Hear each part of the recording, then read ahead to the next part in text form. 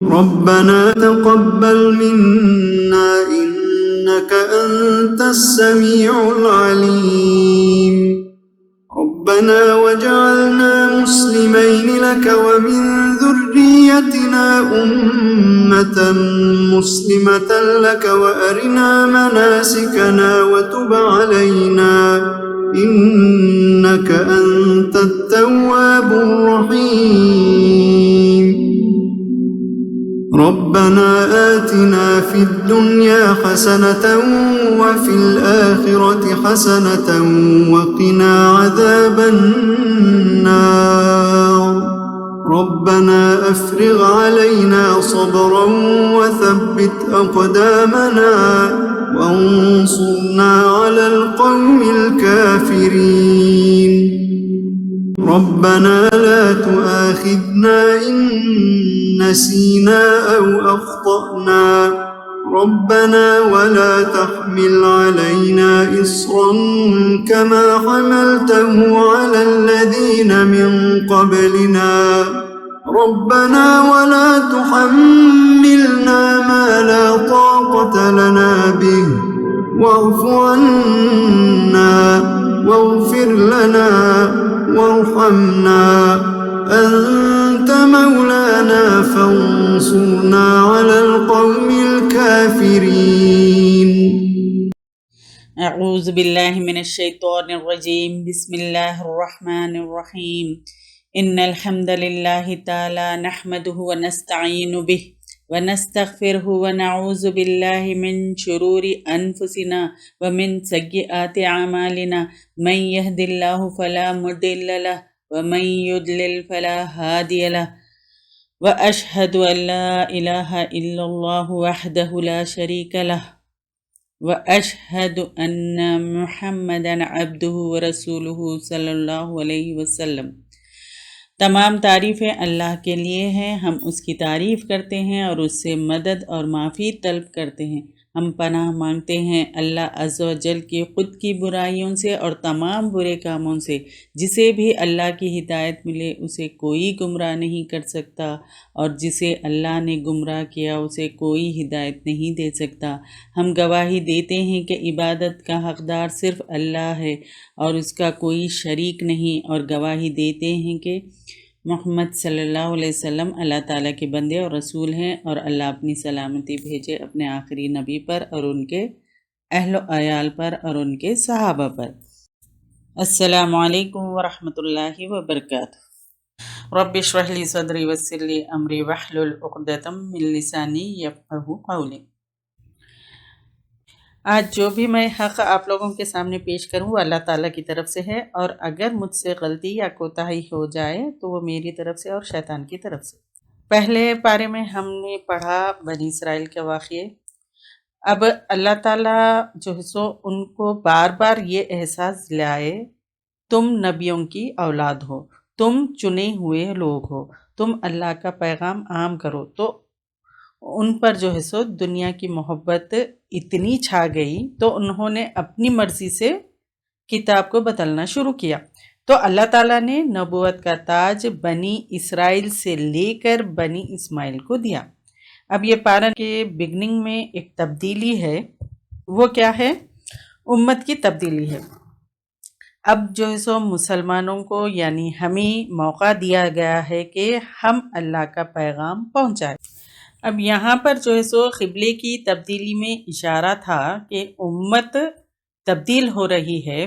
کل تک جو کام انبیاء سے لیا گیا تھا امت مسلمہ کے ذمہ لگا دیا ہے، یعنی اللہ تعالیٰ نے ہمیں یہ کام کرنے کے لیے کہا ہے، یعنی ہم پہ یہ ذمہ داری ڈال دی ہے کہ ہم جو ہے سو یہ کام آگے پہنچائے۔ تو اللہ تعالیٰ ہمیں اس ہستی کو پہچاننے والا بنا دے، آمین۔ قبلے کی تبدیلی میں یہ پیغام ہے کہ ظاہری چیز کی نہیں، اللہ کے حکم کو ماننا ہے۔ اب جو قوم اللہ کو یاد رکھتی ہے تو اللہ تعالیٰ اس کو یاد رکھتے ہیں، اور جو شکر گزار بندہ ہے اور تو اللہ تعالیٰ جو ہے سو اس کی قدر کرتا ہے، اور جو ناشکری کرے پھر اللہ تعالیٰ ان کا ساتھ چھوڑ دیتا ہے۔ یہ سارے پارے میں جو ہے سو یہ ساری چیزیں ہیں، یعنی دنیا ایک آئیڈیل پلیس نہیں ہے۔ ایک مشکل آئے گی تو پھر اس کو نپٹیں گے، تو پھر دوسری آئے گی، پھر تیسری آئے گی، پھر یعنی مومن جو ہے سو مصیبتوں کو اللہ کی طرف سے آیا ہوا تحفہ سمجھتا ہے اور کہتا ہے کہ انا للہ و انا الیہ راجعون۔ یہ ساری چیزیں ہم جو ہے سو پارے میں پڑھیں گے، اور ایک گھرانے کا صبر ہے اس میں، ابراہیم علیہ السلام اور حضرت ہاجرہ کا صبر، یعنی اللہ کے گھر کو آباد کرنے کے لیے اپنا گھر ویران کر دیے وہ لوگ۔ آج دیکھیے صفا اور مروہ پہ جو صحیح کرتے ہیں، اس بات کی گواہی ہے کہ اللہ تعالیٰ کوششوں کو ضائع نہیں کرتا، یعنی قربانیوں کو ضائع نہیں کرتا۔ جو انہوں نے قربانی دی تھی، حضرت ہاجرہ اور حضرت ابراہیم علیہ السلام، یہ لوگ کی قربانی کی وجہ سے آج ہم جو صحیح کرتے ہیں، تو اللہ تعالیٰ کوششوں کو ضائع نہیں کرتا، قربانیوں کو ضائع نہیں کرتا۔ اور پھر اس میں یہ بھی ہے کہ حبل اللہ، یعنی اللہ سے محبت کرو، لوگوں سے بھی محبت کرو، لیکن اللہ سے محبت سب سے زیادہ۔ اب دیکھیے عام حالت میں ہمیں نہیں پتہ چلتا ہم اللہ سے کتنی محبت کرتے ہیں۔ یہ کب پتہ چلتا ہے؟ جب اللہ کا کوئی حکم آئے اور اولاد ہو یا پھر بیوی ہو یا شوہر ہو یا جو بھی ہو یا ماں باپ ہو، ان کی بات ہم مانتے ہیں یا پھر اللہ کی بات، تو یہ تب پتہ چلتا۔ اور ہدایت پر بلانے والوں کو ہی جو ہے سو کیا کیے تھے لوگ، ان کی عبادت کرنا شروع کر دیے تھے، یعنی جو بھی لوگ ہدایت کے لیے ان کو بلاتے تھے تو ان کی ہدایت یعنی ان کی ہی عبادت شروع کر دیے۔ تو قیامت کے دن کی حسرتوں کا ذکر کر کے اللہ تعالیٰ نے یہاں پر اس بارے میں بتا دیا ہے کہ آنکھیں بند کر کے کسی کی تقلید مت کرو، فالو مت کرو، یہ ساری چیزیں اس میں بتائی گئی ہے۔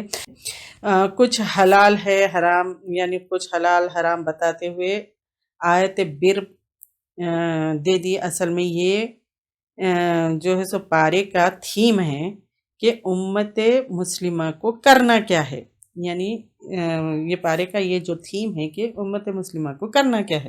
اس پورے پارے میں جو ہے سو ڈفرینٹ نیکیاں ہیں، یعنی القرآن و حیاتی، یہ قرآن جو ہے سو زندگی کے ہر معاملے کو ٹچ کرتی ہے۔ پھر دنیا کی کوئی کتاب یہ دعویٰ نہیں کر سکتی کہ سائنس بھی، کیمسٹری بھی ہو، جو بھی ہو، یہ قرآن جو ہے سو ہر معاملے کو کھولتی ہے۔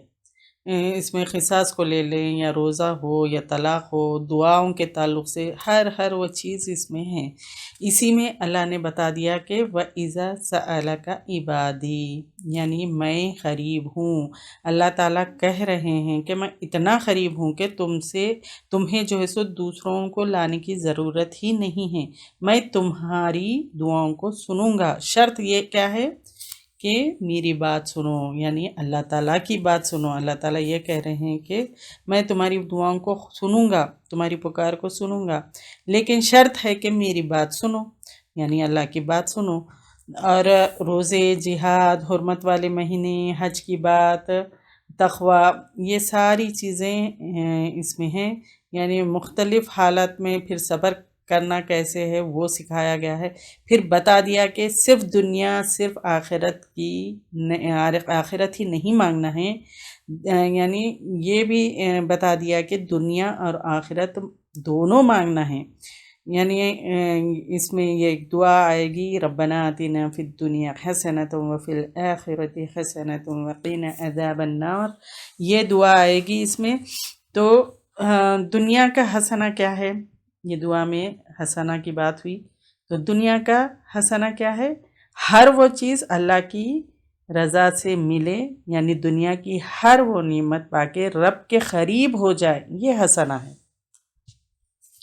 آخرت کا حسنہ کیا ہے؟ رب کا دیدار اور جنت جس کو مل گئی، وہ آخرت کا حسنہ ہے۔ اور ایک خوبصورت دعوت ہے اس میں، دین میں جو ہے سو پورے کے پورے داخل ہو جاؤ، یعنی اللہ کہہ رہے ہیں کیوں ڈرتے ہو، میں تم کو تھام لوں گا، دین میں پورے آ جاؤ۔ اگر تم کمزور قدموں سے آ رہے ہو تو میں تمہیں پکڑ لوں گا، یعنی میں آگے بڑھ کر تمہیں پکڑ لوں گا۔ تو ہم جو ہے سو آدھے اندر آدھے باہر اس طرح سے نہیں رہنا ہے، کیونکہ آدھے اندر آدھے باہر خطرے کی بات ہے۔ جیسے آدھی گرمی آدھی سردی اگر ہو گیا تو نقصان ہوتا، اسی طرح اور اسی طرح ایک پاؤں گاڑی میں ہے اور ایک پاؤں باہر ہے تو وہ بھی خطرہ ہے۔ تو اسی لیے پورے کے پورے داخل ہونا ہے، اگر دین میں پورے کے پورے داخل نہیں ہوں گے تو خطرے کی بات ہے۔ تو یہ دنیا میں اللہ کی مرضی سے گزاریں گے تو آخرت میں اپنی مرضی سے اللہ تعالیٰ سب کچھ دیں گے۔ تو اللہ کی رحمتوں کی امید ہے تو یعنی کچھ کام کرنے پڑیں گے۔ پہلے ایمان لانا ہے، پھر ہجرت کرنا ہے، پھر ہر وہ ناپسندیدہ چیز چھوڑ دو جو اللہ کو ناراض کرتی ہے، پھر جہاد کرو۔ جہاد کس سے کرنا ہے؟ وقت سے کرنا ہے، معاشرے سے کرنا ہے، نفس سے کرنا ہے، اسی طرح کے حالات سے جو تمہیں نافرمانیوں پر مائل کرتے ہیں وہاں پر بھی جہاد کرنا ہے۔ پھر اس میں شراب کی، جوئے کی باتیں ہوئی، پھر یتیموں کی اصلاح کی باتیں ہوئی، پھر یہ پارے کے اینڈ میں جو ہے سو نیجی جو مسائل ہے ان کی بات ہوئی ہے، جیسے ایسی باتیں صرف جو ہے سو عورتوں کے تعلق سے اور شوہر اور بیوی کے تعلق سے، پھر نکاح، طلاق، عدت، ردات، بچے کو پالنے کی باتیں، یہ قرآن ہے کہ ساری زندگی یعنی ہر حصے پہ یہ قرآن جو ہے سو ہر حصے پہ چھایا ہوا ہے۔ قرآن سے باہر نکلیں گے تو پھر وہی پریشان ہوں گے۔ تو یعنی قرآن کے اندر جو بھی باتیں بتائی گئی ہیں ہم کو اسی کے اندر رہتے ہوئے ساری زندگی گزارنا ہے۔ اگر اسے باہر نکلیں گے تو پھر پریشان ہوں گے۔ آج کل دیکھیے طلاق کا بھی جو ریشیو اتنا بڑھ گیا، کیا وجہ ہے؟ قرآن کی نصیحتوں سے فائدہ نہیں لیتے، اور یہ دین اتنا خوبصورت دین ہے جہاں ملنے کے آداب سکھاتا ہے تو وہاں جدا ہونے کے بھی آداب سکھاتا ہے۔ یعنی بہرحال کسی بھی حالت میں ہمیں جو ہے سو اخلاق کو اپنے نہیں چھوڑنا ہے، یہ بتایا جا رہا ہے۔ پھر پارے کے اینڈ میں 2 واقعات بیان ہوئے ہیں جہاں بھی امت مسلمہ کو اللہ کے راستے میں کسی آزمائش سے دوچار ہونا پڑا تو وہاں مدد اللہ کی آئے گی، لیکن سچے ایمان کے ساتھ مدد مانگنا ہے۔ چلیے ہم پارے کا آغاز کرتے ہیں۔ عنقریب کہیں گے وہ جو بے وقوف ہے، لوگوں میں سے کس چیز نے پھیر دیا ان کو ان کے قبلے سے۔ تو بے وقوف سے مراد یہاں پر منافقین اور کافر ہے اور یہود ہے۔ پہلے کیا تھا؟ بیت المقدس کی طرف قبلہ تھا، یعنی اس طرف رخ کر کے نماز پڑھی جاتی تھی۔ جب رسول اللہ صلی اللہ علیہ وسلم مکے میں تھے تو ان کی دل سے خواہش تھی کہ قبلہ خانہ کعبہ کی طرف ہو۔ مکے میں تھے تو آپ صلی اللہ علیہ وسلم ایسے کھڑے ہوتے، خانہ کعبہ کی طرف بھی رخ ہوتا اور بیت المقدس کی طرف بھی رخ ہوتا تھا۔ اصل میں بہت پہلے ابراہیم علیہ السلام کے ٹائم پر خانہ کعبہ ہی قبلہ تھا، لیکن بعد میں سلیمان علیہ السلام کے ٹائم پہ بنی اسرائیل میں انبیاء اکرام آئے تو قبلہ بیت المقدس کی طرف ہو گیا۔ بیت المقدس یروشلم میں ہے، پھر بیت المقدس میں مسجد اقصیٰ ہے اور بیت المقدس مسجد اقصیٰ کا ہی حصہ ہے۔ آپ صلی اللہ علیہ وسلم جب آئے تو پچھلے انبیاء کو فالو کرتے ہوئے ہی بیت المقدس کی طرف ہی رخ کر کے نماز پڑھتے تھے۔ پھر بعد میں اللہ تعالیٰ نے حکم دیا خانہ کعبہ کی طرف قبلہ تبدیل ہوا، تو پھر جب مدینہ آئے تو یہ پاسبل نہیں تھا۔ جب مکے میں تھے تو دونوں طرف جو ہے سو رخ ہو جاتا تھا، لیکن مدینہ آئے تو یہ پاسبل نہیں تھا، لیکن دلی خواہش تھی کہ خانہ کعبہ ہی قبلہ ہو۔ تو وہ جو تھے وہ جس پر کہہ دیجئے اللہ ہی کے لیے ہے مشرق اور مغرب، یعنی اللہ سبحانہ وتعالیٰ کے لیے ہے مشرق اور مغرب، اللہ کی مرضی ہے یہ، وہ ہدایت دیتا ہے جسے وہ چاہتا ہے طرف راستے کی، یعنی سیدھے راستے کی طرف۔ جس کو ہدایت ملتی ہے وہ اللہ کے حکم کو مانتا ہے۔ اب اللہ تعالیٰ نے جس کو ہدایت دے اس کے لیے یہ کام آسان تھا، اور جس کو ہدایت نہیں ملی اس کے لیے یہ کام آسان نہیں تھا۔ اور اسی طرح بنایا ہم نے تم کو ایک امت وسط، بیچ والی، معتدل، درمیان، یعنی جس طرح خانہ کعبہ ایک سینٹر مرکز ہے کس طرح کے لیے، کس چیز کے لیے، عبادت کے لیے، اسی طرح امت محمدی کو جو شرف ملا ہے تو شرف کے ساتھ ساتھ ریسپانسبلٹی بھی ملی ہے۔ ہم کیا ہے؟ وسط ہے، یعنی اس کے معنی ہیں کہ سینٹرل، ہم سے تمام جگہ دین کی دعوت پہنچنا ہے۔ معتدل یعنی ماڈریٹ، کوئی بھی چیز میں ایکسٹریمٹی میں نہیں جانا ہے، تاکہ تم ہو جاؤ گواہ لوگوں پر، اور ہو جائے رسول تم پر گواہ۔ اور نہیں بنایا ہم نے قبلہ اسے تھے آپ جس پر، مگر تاکہ ہم جان لے کون پیروی کرتا ہے رسول کی۔ ہجرت کے یہاں پہ جو ہے سو قبلے کی تبدیلی جو ہوئی ہے وہ کیا ہوا کہ ایک تو یہ ہے کہ بیت المقدس کا قبلہ ہونا یہ بنی اسرائیل کے لیے شرف تھا۔ بہت ساری جو ہے سو نعمتوں سے اللہ تعالیٰ انہیں نوازا تھا، تو ان لوگوں نے کیا کیا؟ اللہ تعالیٰ کی نافرمانی کی، رسولوں کا انکار کیا اور قتل بھی کیے اور جھٹلایا۔ تو ان لوگوں سے یہ شرف لے کر امت محمدی کو دیا جا رہا ہے، یعنی خانہ کعبہ قبلہ ہونا امت محمدی کو شرف دینا تھا۔ اب یہ جو ہے سو ہجرت کے 16 مہینے بعد قبلے کی تبدیلی کا حکم آیا۔ بیت المقدس جگہ کا نام ہے، یہ 33 ایکڑ آف لینڈ پہ ہے۔ بیت المقدس کے اندر جو ہے سو مسجد اقصیٰ ہے، ہیکل سلیمانی اور حضرت مریم کا حجرہ بھی ہے۔ تو اب یہاں پر اللہ تعالیٰ یہ دیکھنا چاہتے تھے کہ قبلے کی تبدیلی جو ہوئی، رسول اللہ صلی اللہ علیہ وسلم کی پیروی کون کرتا ہے؟ کیونکہ جو یہود تھے وہ ایمان لائے تھے، یعنی ان کے دل میں بیت المقدس کے لیے محبت تھی، اور مسلمان ایمان لائے تھے، ان کے دل میں خانہ کعبہ اسپیشل پلیس تھی۔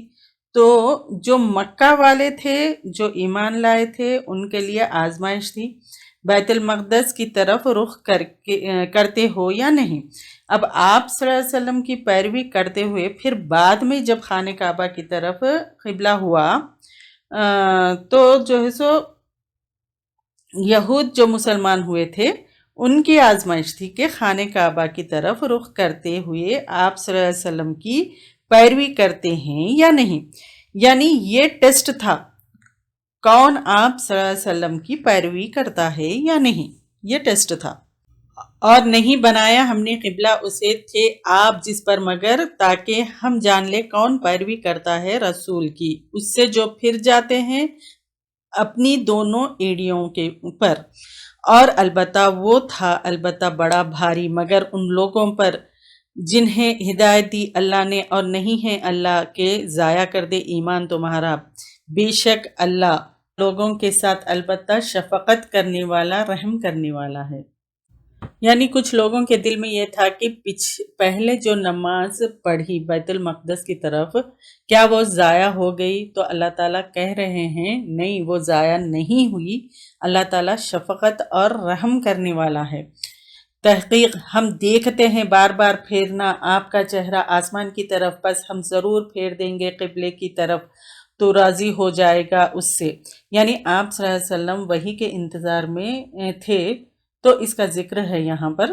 بس پھیر لو اپنے چہرے کو طرف مسجد حرام کے، اب یہاں پر حکم آ گیا اللہ تعالیٰ کا، اور جہاں کہیں ہو تم بس پھیر لو اپنا چہرے کو اس کی طرف، دنیا میں کہیں بھی ہو، یعنی دنیا میں ہم کہیں بھی رہو، یعنی کہیں بھی ہم جائیں تو وہاں خانہ کعبہ کی طرف ہی رخ کر کے نماز پڑھنا ہے۔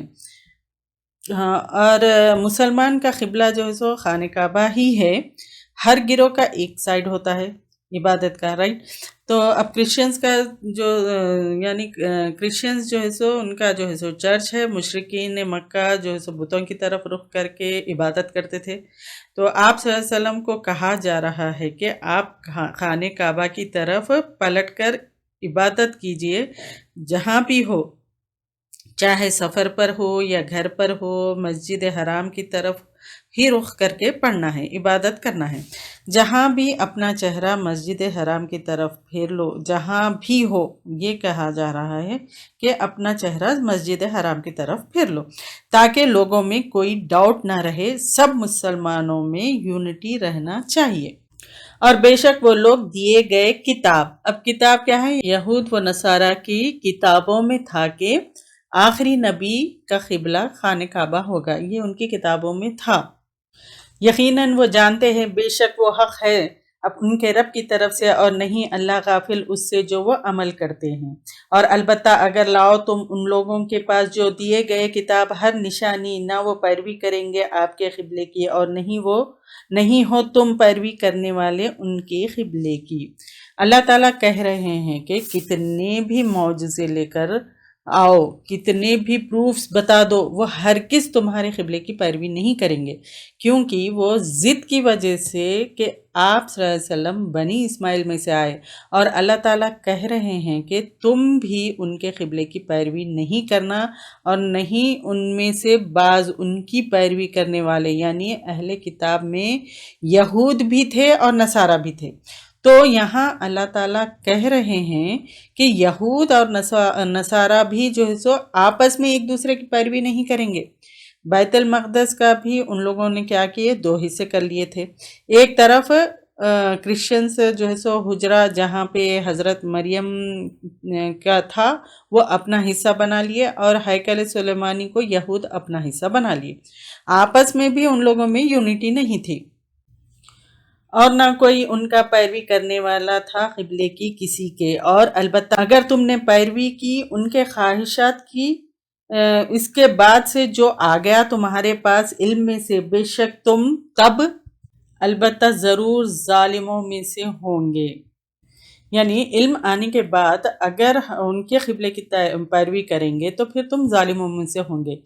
یہ وہ لوگ ہیں دی ہم نے کتاب ان کو، وہ پہچانتے ہیں اس کو جیسا کہ وہ پہچانتے ہیں اپنے بیٹوں کو، یعنی اپنے بیٹوں کو پہچاننے میں کوئی غلطی نہیں کرتا، اور اچھی طریقے سے آپ صلی اللہ علیہ وسلم کو وہ پہچانتے تھے، اور جو ہے سو پہچاننے کے باوجود بھی وہ پہچاننے سے انکار کر دیے۔ اور بے شک ایک گروہ ان میں سے البتہ چھپاتا ہے حق کو، اور وہ جانتے ہیں، وہ جاننے کے باوجود بھی وہ حق کو چھپانے لگے، یعنی آپ صلی اللہ علیہ وسلم کو پہچاننے کے باوجود بھی وہ چھپانے لگے۔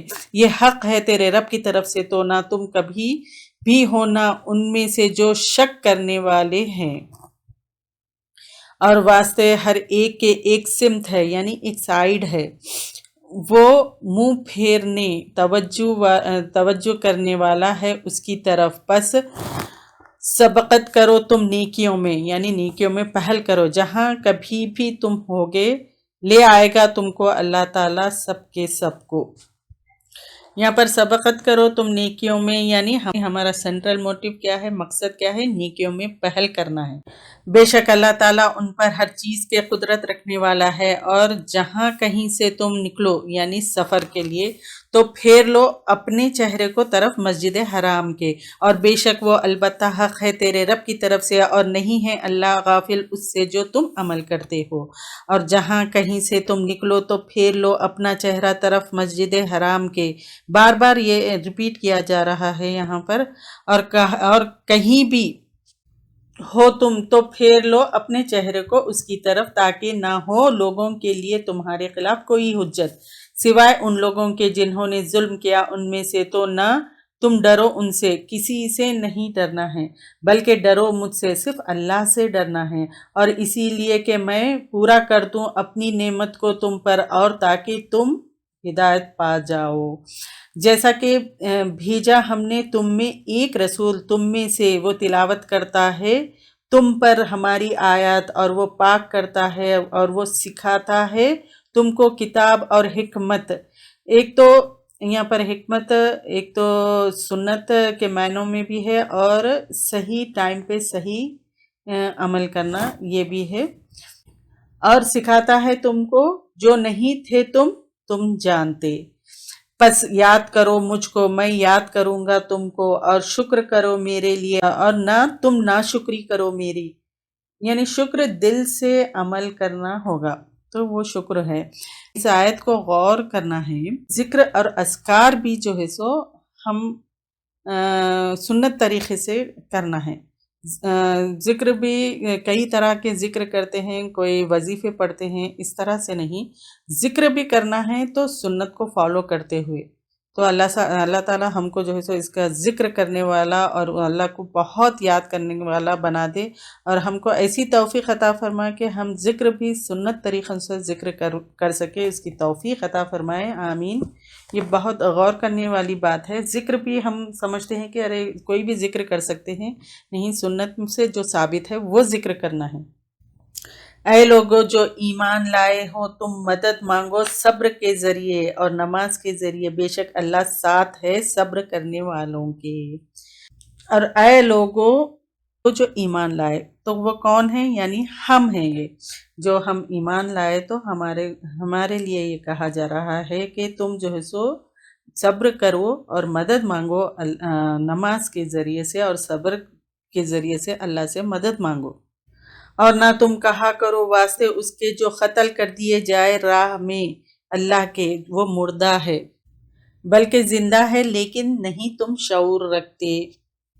یہاں پر شہید کے بارے میں کہا جا رہا ہے کہ اللہ تعالیٰ کی راہ میں دین کو اسٹیبلش کرنے جو اپنی جان لگاتے ہیں، یہاں پہ جو ہے سو شہیدوں کو مردہ مت کہا جا رہا ہے۔ حدیث میں آتا ہے کہ اللہ کے رسول صلی اللہ علیہ وسلم فرماتے ہیں کہ جو کوئی شہید ہوتے ہیں ان کی روحیں سبز پرندوں کی شکل میں اللہ تعالیٰ کے عرش کے نیچے جو خندلیں ہوتی ہیں، شینڈلیئر، اس میں رکھی جاتی ہیں، اور وہ جب چاہے جنت کی سیر کرتے ہیں اور واپس ان خندلوں میں آ جاتے ہیں۔ تو مردہ ایک مایوس ورڈ ہے، کیونکہ وہ دین کے لیے اپنی جان دے دیتے ہیں، اس وجہ سے بھی، اور برزخی زندگی میں پرندوں کی شکل میں وہ رہتے ہیں، تو اس وجہ سے بھی ان کو مردہ نہیں کہنا ہے۔ اور البتہ ہم ضرور آزمائیں گے تم کو، یعنی ایمان والوں کو، ساتھ چند چیزوں کے، خوف سے اور بھوک سے اور نقصان کرنے مالوں سے اور نفسوں سے اور پھلوں سے، اور خوشخبری دے دو ان کو جو صبر کرنے والے ہیں۔ یعنی اللہ تعالیٰ جو ہے تو ایمان والوں کو ٹیسٹ کریں گے، خوف سے، بھوک سے، یعنی ان کے مالوں کے نقصان ہونے سے، ان ساری چیزوں سے اللہ تعالیٰ جو ہے سو ٹیسٹ کریں گے۔ تو اور خوشخبری ان کے لیے ہے جو ان سب چیزوں میں جب ٹیسٹ ہوتا ہے تو جو صبر کرنے والے ہوتے ہیں ان کے لیے جو سو اللہ تعالیٰ خوشخبری دے رہے ہیں کہ جو صبر کرتے ہیں ان کو خوشخبری دے دو۔ یہ وہ لوگ ہیں جو پہنچتی ہے ان کو کوئی مصیبت، وہ کہتے ہیں بے شک ہم اسی کی طرف لوٹ کر جانے والے ہیں، یعنی وہ لوگ انا للہ و انا الیہ راجعون، جب بھی مصیبت کوئی آتی تو یہ اللہ سے وہ کہتے ہیں کہ بے شک اللہ اور بے شک ہم اسی کی طرف لوٹ کر جانے والے ہیں۔ یہ وہ لوگ ہیں جن پر ہے رحمتیں ان کے رب کی طرف سے اور رحمت، اور یہی لوگ ہیں وہ جو ہدایت پانے والے ہیں۔ ہدایت پانے والوں کی ایک اور کوالٹی ہے یہاں پہ، کیا ہے؟ صبر، جس کے پاس ہوتا ہے وہ ہدایت یافتہ ہوتا ہے، یعنی یہ کوالٹی ہے جو ہدایت یافتہ لوگ ہوتے ہیں تو ان میں صبر ہوتا ہے۔ بے شک صفا اور مروہ اللہ کی نشانیوں میں سے ہے۔ یہاں پر صفا اور مروہ کا ذکر ہے کیونکہ صفا اور مروہ کے اوپر جو ہے سو بت بیٹھے ہوئے تھے، عیساف اور نائلہ نام کے 2 بت تھے۔ جب ایمان لائے تو بت پرستی حرام بتا دی گئی، تو مسلمانوں کو یہ کنفیوژن تھا کہ صفا مروہ کے بیچ میں چکر لگائیں یا نہیں۔ تو پہلے تو وہاں بت تھے، تو اللہ تعالیٰ یہاں پر کہہ رہے ہیں گناہ نہیں، کیونکہ صحیح کرنا بتوں کے لیے نہیں ہے بلکہ یہ حج اور عمرے کا حصہ ہے۔ بس جو کوئی حج کرے بیت اللہ کا یا عمرہ کرے تو نہیں کوئی گناہ اس پر وہ طواف کرے ان دونوں کا۔ تو یہ بات بتائی جا رہی ہے یہاں پر۔ اور جو کوئی خوشی سے کرے کوئی بھی نیکی تو بے شک اللہ قدردان ہے، جاننے والا ہے۔ جو بھی تم نیکی یعنی نیکی کا کام کرو، کوئی بھی نیک کام کرتے ہو تو خوشی سے کرو، تو اللہ تعالیٰ اس کی قدر کرتا ہے۔ بے شک جو لوگ چھپاتے ہیں اس سے جو نازل کی ہم نے روشن نشانیوں میں سے اور ہدایت میں سے بعد اس کے جو بیان کیا ہم نے لوگوں کے لیے کتاب میں، یہ وہ لوگ ہیں لعنت کرتا ہے ان پر اللہ تعالیٰ کی لعنت، اور لعنت کرتے ہیں ان پر لعنت کرنے والے۔ یہاں پہ یہود کو کہا جا رہا ہے کہ وہ لوگ اللہ کی آیتوں کو چھپاتے ہیں، تو اللہ کی تعلیمات کو چھپایا، پھر ان کی کتابوں میں تھا، وہ لوگوں کو جو ہے سو نہیں بتاتے تھے، تو اللہ تعالیٰ کی لعنت ہوگی اور تمام لوگوں کی بھی لعنت ہوگی۔ لعنت کیا ہے؟ اللہ تعالیٰ کی رحمت سے دوری، جنت سے دوری، سب کی لعنت، یعنی فرشتوں کی بھی لعنت۔ یہاں پہ ہم کو لیسن لینا ہے کہ جو بھی اچھی بات سیکھے، قرآن کا ہو یا حدیث کا، تو وہ کسی سے چھپانا نہیں چاہیے، حق سب کو بتانا چاہیے۔ اللہ کی کتاب میں جو بیان کیا گیا ہے اس کو اگر چھپاتے ہیں تو ان پر جو ہے سو اللہ کی اور تمام لوگوں کی لعنت ہوگی۔ تو اب کن پر لعنت نہیں ہے اللہ کی؟ جو توبہ کرتے ہیں، پھر جنہوں نے اصلاح کیا، پھر علم لوگوں میں بانٹا، تو لوگوں کو جو بھی بتا دیے تو ان پر جو ہے سو اللہ تعالیٰ مہربان ہوگا۔ وہی بات بتا رہے ہیں اللہ تعالیٰ یہاں پر، سوائے ان لوگوں کے جنہوں نے توبہ کیا اور جنہوں نے اصلاح کی اور جنہوں نے بیان کیا، تو یہی وہ لوگ ہیں، میں مہربان ہوتا ہوں ان پر، اور میں بار بار توبہ قبول کرنے والا ہوں، بار بار رحم کرنے والا ہوں۔ یعنی اللہ تعالیٰ یہ بات بتا رہے ہیں کہ جو توبہ کرتے ہیں اور جو اصلاح کرتے ہیں تو ان پر اللہ تعالیٰ جو ہے سو مہربان ہوں گے۔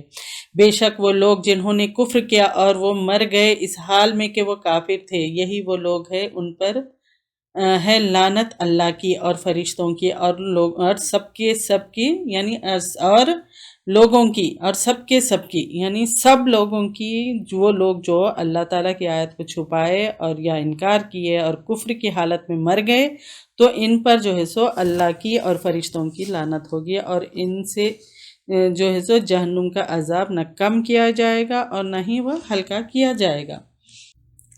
ہمیشہ رہنے والے اس میں نہیں ہلکا کیا جائے گا ان سے عذاب، اور نہ وہ مہلت دیے جائیں گے، یعنی عذاب سے ان کو کوئی بریک نہیں ہوگا۔ اور الہ تمہارا صرف الہ ہے ایک ہی، یعنی یہاں پر اللہ تعالیٰ فرما رہے ہیں کہ اللہ تعالیٰ صرف ایک ہے، لا الہ الا اللہ محمد الرسول اللہ، یہ کہنا ہے ایک ہے، نہیں کوئی الہ مگر وہی جو نہایت ہی مہربان، جو بہت رحم کرنے والا ہے۔ اب یہاں پر سائنٹیفک آیت آئی ہے، اس کو سمجھنے کی ضرورت ہے اور اچھے سے سمجھ لیجئے، اس میں ساری چیزیں آ گئی، اس میں ایسٹرونومی، جیولوجی، ہر وہ چیز آ گئی ہے۔ ذرا اس میں ٹائم لگے گا لیکن ضرور ذرا صبر سے سنیے گا، کیونکہ ان آیتوں کو اگر ہم غور کریں گے اور یہ ان نشانیوں پہ ہم جو ہے سو غور کریں گے تو پھر اللہ تعالیٰ کی بڑائی ہم کو پتہ چلے گی۔ تو یہ سائنٹیفک آیتوں کو ذرا غور سے سنیے گا۔ اصل قرآن جو ہے سو نشانیوں کی کتاب ہے، یعنی آیتوں کی کتاب ہے۔ اب 6000 سے زیادہ نشانیاں ہیں اور 6000 سے زیادہ آیتیں ہیں اس میں۔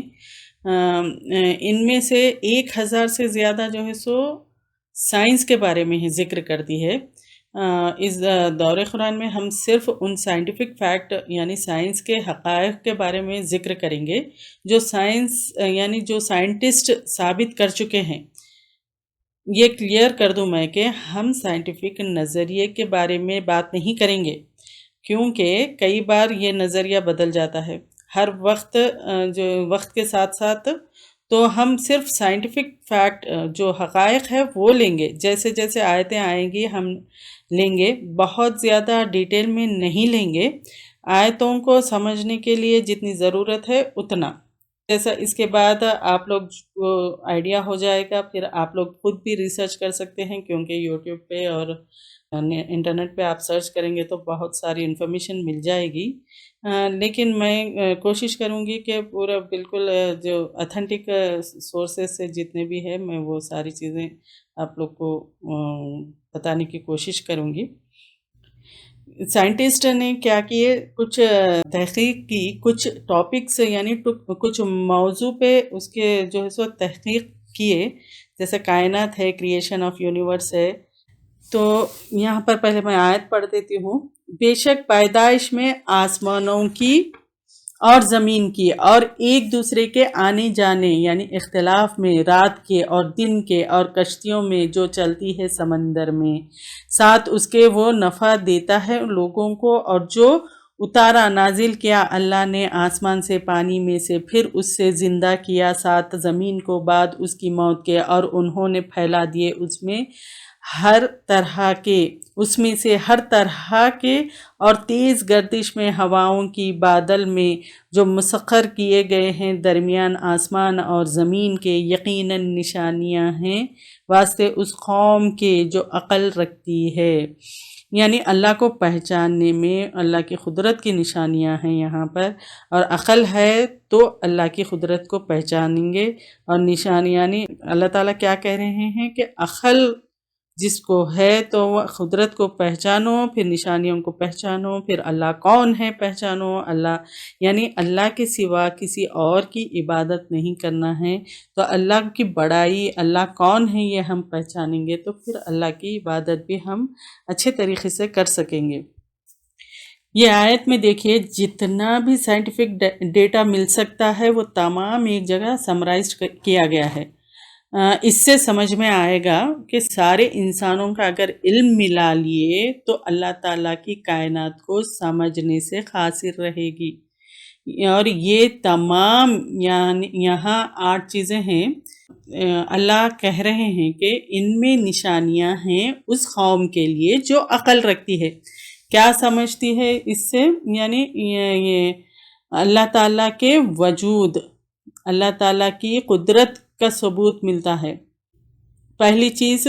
اب دوسری چیز، پہلی چیز تو یہ ہے کہ اللہ کے قدرت کا ثبوت ملتا ہے، پھر اب دوسری چیز ہم کو سمجھنا ہے کہ اللہ تعالیٰ کی بڑائی کو سمجھنے کے لیے اللہ کتنے گریٹ ہیں، کتنے پاورفل ہے، جب ہی ہم جو ہے سو عبادت میں ہمارے مزہ آئے گا۔ ہمارا مقصد ہے کہ اللہ کی جتنی بڑائی ہم سمجھ سکے وہ سمجھیں۔ اللہ کی بڑائی کو سمجھنے کے لیے اللہ کی کائنات سے ہی ہم سمجھ سکتے ہیں، یعنی جو اللہ تعالیٰ یہ کی جو کریشن ہے اس سے ہم سمجھ سکتے ہیں۔ اللہ تعالیٰ کو کوئی دیکھے تو نہیں، امیجن بھی نہیں کرنا چاہیے، یعنی اللہ کو امیجن بھی نہیں کرنا چاہیے، یعنی صفات ہی سے ہم اللہ تعالیٰ کو پہچاننا چاہیے۔ پہلے تو سمجھنا ہے کہ کائنات میں جتنی ہیونلی باڈیز ہے، زمین ہے، چاند ہے، سورج ہے، ستارے ہے، گیلیکسی ہے، یہ سب معلق ہے، سسپینڈڈ ہے، نہ تو ان کو سٹینڈ پہ کوئی رکھے ہوئے ہے اور نہ کوئی ان کو ہک پہ ٹنگائے ہوئے ہے۔ اگزامپل سے سمجھیے، اب بال ہے، ہم جتنی زور سے اوپر پھینکیں گے تو وہ اتنی دیر معلق رہتا ہے، رائٹ، بال اوپر معلق رہتا ہے۔ تو اللہ تعالیٰ نے 15 بلین ایئرز پہلے اس کائنات کو ایسے ہی دھماکے سے پیدا کیا، اور آج بھی یہ تمام فلکی اقسام ایسٹرونومی کے ہے، یہ سب جو ہے سو 1,50,000 کلومیٹر پر سیکنڈ کی رفتار سے پھیل رہے ہیں۔ بعض کو یہ فگرز نہیں سمجھ میں آتے، ایک کے بعد ایک میں سمجھانے کی کوشش کرتی ہوں۔ اب 3 زیرو رہتے تو 1000، اب ایک جیسا 1 کے بعد اگر 3 زیروز رہے تو وہ 1000 کہتے ہیں اس کو، پھر 6 زیروز رہے تو اس کو 1 ملین کہتے ہیں، 9 زیروز رہے تو بلین کہتے ہیں، اب 12 زیروز رہے تو ٹریلین کہتے ہیں۔ اب سمجھ گئے ہوں گے، تو اس کو ذہن میں رکھیے. جس زمین میں ہم رہتے ہیں اس کا ڈایامیٹر 13,000 کلومیٹر ہے. اس کے ساتھ جو چاند لگا ہوا ہے وہ تقریباً 3,000 کلومیٹرز ہے اور زمین سے 4 لاکھ کلومیٹر دور ہے. صرف یہ صرف ہے، اور دوسرے جو فگرز آئیں گے وہ اللہ اکبر، جو یعنی اتنے بڑے بڑے فگرز ہے. غور کریے، جو سورج ہے وہ 14 لاکھ کلومیٹر ڈائیمیٹر کا برننگ بال آف فائر ہے، اب وہ زمین سے 150 ملین کلومیٹر دور ہے. یہاں سمجھنا ہے، اب سورج جو ہے چاند سے 400 ٹائمز بڑا ہے اور بنسبت زمین کے 400 ٹائمز دور ہے. یہ جو لونار ایکلپس اور سولار ایکلپس ہوتا ہے تو ایگزیکٹ بلیک ہوتا ہے، سورج بھی بلیک ہوتا ہے اور چاند بھی بلیک ہوتا ہے.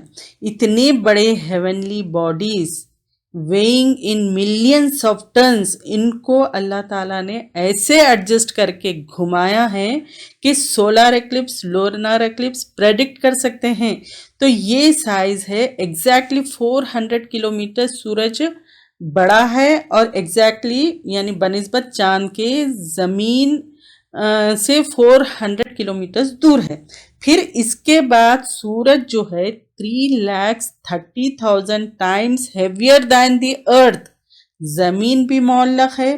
سورج کے اندر جو ٹیمپریچر ہے وہ 20 to 30 billion degree under temperature, کیونکہ نیوکلیئر ریاکشن ہے اور سورج کے باہر جو ٹیمپریچر آتا ہے وہ 6,000 ڈگری ٹیمپریچر ہے، جس کی وجہ سے گرمی محسوس ہوتی ہے. یعنی 150 ملین مائل سے جو گرمی آتی ہے سورج کی، اگر قریب ہوتا تو ہم جل جاتے، اگر دور ہوتا تو بارش کا پانی نہیں بنتا تھا. یہ تمام اندازے کیلکولیٹڈ ہے. یہ گرمی اور یہ لائٹ جو پیدا کرنے کے لیے ہے. ہر second 5 billion kg matter is converted into energy. Hydrogen جل کے ہیلیم میں کنورٹ ہوتا ہے، تو ہر سیکنڈ 5 بلین kg ہائیڈروجن جلتا ہے، پھر ہیلیم میں کنورٹ ہوتا ہے.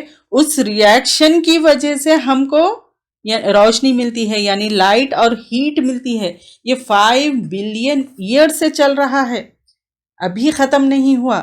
اگر یہ ختم ہوا تو بلیک ہول بن جائے گا. آگے بات آئے گی اس کی بھی، بلیک ہول کے بارے میں بھی. اب یہ جو سورج ہے اس کے ساتھ پلانیٹری سسٹم ہے. کیا ہے وہ؟ 9 پلانٹس ہے، ڈفرینٹ ڈسٹینس سے جیسے سورج ہے، اور سورج کی جو کشش ہے ان پلانٹس کو اپنی طرف کھینچتے ہوئے، یعنی اپنی طرف اس کو کھینچے ہوئے ہے. پلانٹس کا جو روٹیشنل مومنٹ ہے، سینٹریفیوگل فورسز کہتے ہیں اس کو، وہ اور سورج یعنی سن کی جو کشش بیلنس کر رہی ہوئی ہے. اب یہ جو پلانیٹری سسٹم ہے وہ اکیلے نہیں ہیں. سورج ایک سٹار ہے، ایسے بلینز آف سٹارز اس کے اطراف ہے جس کو ملکی وے کہتے ہیں. ہمارا جو سولار سسٹم ہے وہ ملکی وے میں ہے. ابھی یہ ملکی وے بعض جگہ ایک ایج سے دوسرے ایج تک 5,000 لائٹ ایئرس ہے اور بعض جگہ 15,000 لائٹ ایئرس ہے. اب لائٹ ایئر کسے کہتے ہیں؟ لائٹ ایئر کیا ہے؟ روشنی، یعنی جو لائٹ ہے ایک سیکنڈ میں 3 لاکھ کلومیٹر جاتی ہے. یعنی اگر یہاں پر ہم بلب کھولے، ایک سیکنڈ میں لائٹ جو ہے سو 3 لاکھ کلومیٹر چلے جاتی. اب ہمارا ممنوع جو وقت ہے صبح فجر کا، یعنی ممنوع وقت جو فجر میں اور مغرب کے ٹائم پہ جو ممنوع وقت ہے، اس لیے سن لائٹ کو آنے کے لیے 6.5 to 7 منٹس لگتے ہیں. تو سورج طلوع ہو جاتا، روشنی نہیں آتی. جب غروب ہوتا تو روشنی، اجالا بھی دکھتا، یعنی روشنی آتے رہتی. یعنی اتنا فاصلہ ہے کہ 150 ملین مائلز کراس کرنے کے لیے اس کو 6.5 to 7 منٹس لگتے ہیں. یعنی وہی ممنوع اوقات ہے. اب آپ نوٹ کرتے جائیے یہاں پر کتنے سائنٹیفک فیکٹس ہے. اب یہ لائٹ ایئر کیا ہے؟ ایک سیکنڈ میں لائٹ یعنی ایک سیکنڈ میں جو لائٹ ہے 3 لاکھ کلومیٹر ٹریول کرتی ہے. تو ایک منٹ میں کتنی جائے گی، یعنی ایک منٹ میں اب کتنی جائے گی، تو 3 انٹو 60. ایک گھنٹے میں کتنی جائے گی، تو ایک گھنٹہ انٹو 60. ایک دن میں انٹو 24. پھر ایک سال میں کتنا جائے گی، انٹو 365. ہمارا جو ملکی وے ہے 15,000 لائٹ ایئرس ہے. تو اگر ہم روشنی کی رفتار سے اگر نکلے تو کیا ہوگا، 15,000 ایئرس ہوں گے وہاں پہنچنے کے لیے. سبحان اللہ. دیکھیے اللہ تعالیٰ یہ سب کس کے لیے بنائے، یہ سب ہماری خدمت کے لیے بنائے. سبحان اللہ. یہ ہے اللہ. اللہ کو پہچانو، ایسی ایسی چیزیں وہ پیدا کیے ہیں. تو اللہ کتنا زبردست ہے. جبکہ یہ اتنی بڑے بڑے ہیونلی باڈیز ہے، تو جب اللہ تعالیٰ یہ ساری چیزیں بنایا اور اس طرح سے بنایا، تو اللہ تعالیٰ کتنے زبردست ہیں اور کتنے پاورفل ہے، کتنا بڑا ہے. یہ صرف ہماری گیلیکسی ہے، صرف یہ ہماری گیلیکسی کے بارے میں بتا رہی میں. اس گیلیکسی میں ہمارے سب سے قریب جو ستارہ ہے، یہ بہت ڈیٹیل میں اس کے بارے میں ہے. یہ دور قرآن ہے تو میں بہت ہی بریف سمری بتا رہی ہوں. جو سب سے قریب ستارہ ہے وہ 40 ملین ایئرز دور ہے، اور ہماری گیلیکسی سے سب میں قریب گیلیکسی ہے اس کے 4 لاکھ ٹائمز دور ہے. 40 ملینز انٹو 4 لاکھ سب سے قریب گیلیکسی. اچھا، یہ سورج اور یہ جو پلانٹس ہے سینٹر آف گیلیکسی کے اطراف 200 ملین ایئرز میں ایک چکر مارتے ہیں. ہماری زمین سورج کے اطراف ایک سال میں چکر مارتی ہے. اب 200 ملین ایئرس میں چکر مارتے، جبکہ ایوری سیکنڈ 320 کلومیٹرز ٹریول کرتے ہیں ایک ہی سیکنڈ میں. اس کے باوجود پورا چکر مارنے کے لیے 200 ملین ایئرس لگ جاتے ہیں. اب زمین کی جو روٹیشن کی سپیڈ ہے 1700 کلومیٹر پر آور ہے، اور جو سورج کے اطراف ریوالو کرتی ہے اس کی سپیڈ 1,66,000 کلومیٹرز پر آور ہے. اور پھر یہ planetary system centre of Galaxy کے اطراف ملکی وے کے ریوالو کرتا ہے، اس کی سپیڈ 1,52,000 کلومیٹرز پر آور ہے.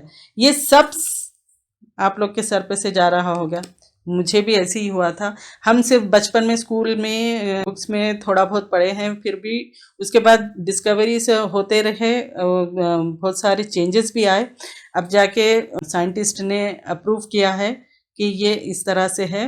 یہ ساری چیزیں سن کے، یہ ساری چیزیں غور کرنے پر، یہ فگرز کو سن کے ہی پیلپٹیشن ہوتا. یہ مت بھولیے، یہ ہے اللہ تعالیٰ کی کائنات. اللہ تعالیٰ کو کیسے پہچاننا ہے، اللہ تعالیٰ کی کائنات کے بارے میں ہم جانیں گے تو اللہ تعالیٰ کو بھی پہچانیں گے. جب کائنات اتنی بڑی ہو سکتی تو اللہ تعالیٰ کتنے بڑے ہیں. ہم اللہ تعالیٰ کی کائنات کو جاننا ہے اور اللہ تعالیٰ کے وجود کو پہچاننا ہے. اس کے آگے چلیے، اب اس کے آگے اب کیا ہے، یہاں پر جو یہ گیلیکسی ہے ان کے بھی جو سو گروپس ہے، لوکل گروپس آف گیلیکسی. پھر ہماری جو ملکی وے گیلیکسی ہے وہ لوکل گروپس میں ہے، اور پھر سپرا گروپ آف گیلیکسی بھی ہے. وہ کیا ہے، 1,50,000 کلومیٹر پر سیکنڈ. کئی گیلیکسیز جو ہے سو ڈسکور ہوئے ہیں 1,50,000 کلومیٹر پر سیکنڈ، ایک دوسرے سے دور چلے جا رہے ہیں. اب یہ تمام سپیڈ ہم ایکسپیرینس کر رہے ہیں، مگر ہم کو محسوس نہیں ہو رہا ہے نا. ہم کو بالکل بھی پتہ بھی نہیں چلتا. یہ ساری جو روٹیشن، جو یہ سپیڈ سے جو چل رہے ہیں، ہم کو پتہ بھی نہیں چلتا. سبحان اللہ. دیکھیے یہ پورے سپیڈ میں ہم انوالوڈ ہے، کیونکہ زمین یہ تمام چیزوں کو ایکسپیرینس کر رہی ہے. اللہ تعالیٰ کی قدرت کو پہچانو. آج ہم کو لیٹسٹ ایسٹرونومی کے بارے میں پتہ چل رہا ہے. دیکھیے کار کی سپیڈ کو بریک لگاؤ تو کیسے ہوتا. اب دیکھیں 90% میٹر از انویزیبل اور انسین ہے، یعنی دکھتا ہی نہیں ہے. اللہ اکبر. اور یہ بتایا جا رہا ہے کہ ساری کائنات میں 150 بلین گیلیکسیز ہے، اور ایک ایک گیلیکسی میں 200 to 300 بلین سٹارز ہے، اور ریسنٹلی ایک بلیک ہول ڈسکور کیا گیا ہے جو سورج سے 3 بلین ٹائمز ہیویئر ہے۔ سورج زمین سے جو ہے سو 3,30,000 کلومیٹرز ہے، اور بلیک ہول کیا ہے؟ اب یہ ہائیڈروجن جو ہے سو سورج میں جل رہا، تو جل کے ایک دن جو ہے سو ختم ہو جائے گا، تو قیامت آنا ہے۔ تو سائنٹسٹ بھی اب مانتے ہیں کہ سورج برسٹ ہوگا، پھر سورج ایک میل کے فاصلے پہ یعنی 1 مائل کے فاصلے پہ ہوگا، یہ ہوگا، پھر برسٹ ہو کے کولیپس ہوگا، پھر سورج یعنی یہ اس کے بارے میں سورہ قیامت میں بھی ہے، جب ہم چاند اور سورج کو جمع کر دیں گے، دیکھیے پورا اس میں آ گیا، یہ ہے قرآن، یعنی قرآن یہ ہے، دیکھیں قرآن میں ایک ایک چیز کو بتا دیا، سبحان اللہ، پورے پلانٹس بھی جمع ہو جائیں گے، اور یہ جو ہے سو 1500 سے کائنات پھیل رہی ہے، یہ جو بگ بینگ دھماکہ ہوا تھا تب سے پھیلتی چلی جا رہی ہے، معلوم نہیں کب تک، جب پھیلنا رک جائے گا تو قیامت قائم ہوگی۔ ہو سکتا ہے کولیپسنگ شروع ہو گئی ہے، ہم کو سگنل نہیں ملا، پلک جھپکنے سے پہلے یہ جو سب ہے سب وائنڈ اپ ہو جائے گا۔ ہم سورہ بقرہ کی 29 آیت میں بھی پڑھ چکے، 7 آسمان، سما کس کو کہتے ہیں؟ سر کے اوپر، اور ارد یعنی پیروں کے نیچے۔ ایکسپینڈنگ یونیورس ایک ایگزامپل سے سمجھے، ایکسپینڈنگ یونیورس کو ایک بیلون ہے، اب بیلون لیے، اس پہ جو ہے اسپاٹس ہے، جب ہم اس کو بلو کرتے ہیں تو وہ اسپاٹس ایک دوسرے سے دور ہوتے چلے جاتے ہیں، بلو کرنے سے پہلے بالکل وہ قریب اسپاٹس ہوتے ہیں نا، تو جو سپرا گروپس آف گیلیکسیز ہے ایک دوسرے سے دور چلے جا رہے ہیں، تو جس طرح یہ بیلون کو ہم پھونکیں گے تو یعنی جب یہ پھیلتے چلے جا رہی ہے تو یہ سارے جو ہے ایک دوسرے سے دور ہو رہے ہیں، یہ 15 بلین ایئر سے چل رہا ہے۔ کائنات کی سائز کوئی میجر ہی نہیں کر سکتا، کوئی ناپ نہیں سکتا، یہاں یہ ذہن میں رکھنا ہے کہ کوئی بھی کائنات کو اس سائز کو ناپ نہیں سکتا۔ اب یہاں پر دیکھیں، وَالْفُلْكِ الَّتِي تَجْرِي فِي الْبَحْرِ، یعنی اللہ تعالیٰ کی قدرت کی کیا نشانی ہے؟ پرنسپل آف آرکیمیڈس وہ ڈسکور کیے۔ آپ بکٹ میں پانی لیجئے، اسٹیل کا ایک جو ہے سو بول اس میں لیجئے، اس میں چھوڑ دیجئے، وہ بول نہیں ڈوبتا، اس میں تھوڑا تھوڑا پانی ڈالتے جائیے، کافی دیر تک نہیں ڈوبتا، پھر ایک حد آتی، ایک قطرہ بھی اگر اس میں ڈالیں گے تو وہ بول ڈوب جائے گا، تو اس سے معلوم ہوا کہ اتنا نہیں ڈالنا، اس سے کم ڈالے تو وہ نہیں ڈوبتی۔ اس کا جو ہے سو بینیفٹ یہ ہے کہ کوئی چیز پانی میں امرس ہوتی ہے تو پانی کو وہ ہٹاتی ہے، اتنا پانی ہٹتا ہے اس وزن کو کا جو ہے سو مال اس میں ہم رکھ سکتے ہیں، تو کشتی میں اس طرح سے کشتی میں رکھ سکتے ہیں۔ یہ قانون کس نے بنایا؟ سمندر کس نے بنایا؟ یہ سوچئے، یہ قانون کس نے بنایا اور یہ سمندر کس نے بنائے اور کشتی بنانا کس نے سکھایا نوح علیہ السلام کو؟ اس میں اللہ تعالیٰ کے وجود کی نشانی ہے۔ اب واٹر سائیکل آیا، اب بنایا، بھانپ بنایا، اڑایا، پھر بارش برسائی، پہلے تو بارش برسائی، پانی پورا بادلوں میں تھا، billions of tons of water ہوا میں ہے، اگر خطروں کے بجائے اللہ تعالیٰ پانی ایسے ہی گرا دیتے تو مر جاتے تھے پورے کے پورے۔